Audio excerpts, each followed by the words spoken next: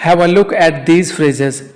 We always use them in our daily conversation, but they look so simple and normal. Hi everyone, I'm Praveen Sagar, and today I'm gonna talk about how you can replace these common phrases with some fabulous idioms and expressions. So keep watching the video. First phrase is I like it. Instead of I like it, you can use I am a big fan. I am really into it. I am really into it. Or you can use I am passionate about it. I am fascinated about it. Next phrase is I don't like it. I don't like it. You can use the negative form of the previous phrase. I'm not crazy about it. Instead of saying I don't like it, you can use I'm not crazy about it. Or you can say I'm not fond of it. I'm not fond of it. Next phrase is I'm happy. Instead of saying I'm happy, you can use I'm on cloud nine. I'm on cloud nine.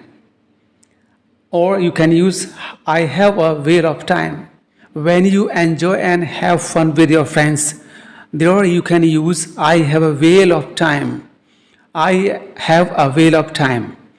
Next phrase is I am sad. Instead of saying I am sad, you can speak I feel blue. I feel blue. Or when you don't want to talk anyone, you can use I am feeling down. I am feeling down. Next phrase is good morning.